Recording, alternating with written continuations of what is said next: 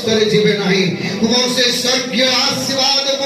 ଲାଭ କରିକି ଯିବେ ପରମେଶ୍ୱର ସେଥିପାଇଁ ତୁମେ ସାହାଯ୍ୟ କର ହାଲେଲୁୟା Thank you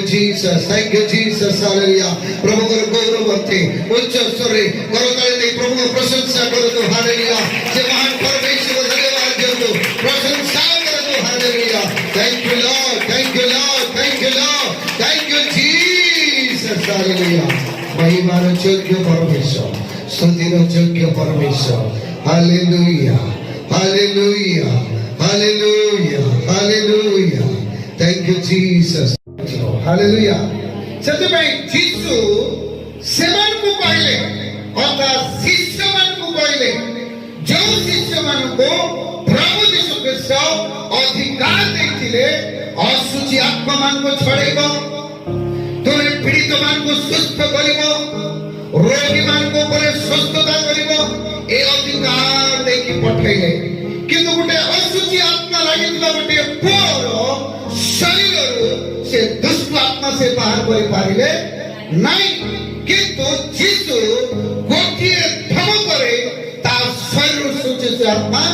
ବାହାରି ଚାଲିଗଲା ଶିଷ୍ୟମାନେ ସାଙ୍ଗେ ସାଙ୍ଗେ ପଚାରିବାକୁ ଲାଗିଲେ ଗୁରୁ ଆମେ କାହିଁକି ଭୂତ ଛଡ଼େଇ ପାରିଲୁ ନାହିଁ ଯୀଶୁ ସେମାନଙ୍କୁ କହିଲେ ତୁମର ଅଳ୍ପ ବିଶ୍ୱାସ ସକାଶେ ତୁମେ ଛଡ଼େଇ ପାରିଲ ନାହିଁ ଯଦି ସୋରିଷ ଦାନ ପରି ଯଦି ତୁମଠାରେ ବିଶ୍ୱାସ ରହିଥାନ୍ତା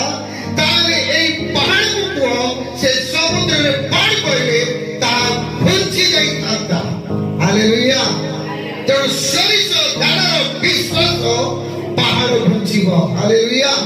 ତେଣୁ ଆପଣ ପାଖରେ ଏମିତି ବିଶ୍ୱାସ ଥିବା ଦରକାର ଆଉ ସେଇ ବିଶ୍ୱାସ ଦ୍ୱାରା ଆପଣ କହିବେ ପାହାଡ଼ ଘୁଞ୍ଚିଯିବ ହାଲେଲୁୟା କହିବାକୁ ପଡ଼ିବ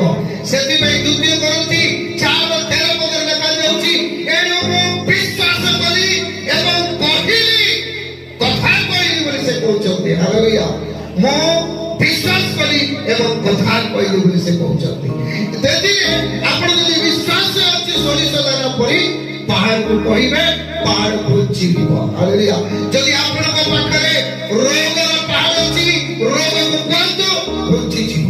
ସମସ୍ୟାର ପାହାଡ଼ ଅଛି ସମସ୍ୟାକୁ କୁହ ସମସ୍ୟା ଘୁଞ୍ଚିଯିବ ଯଦି କୌଣସି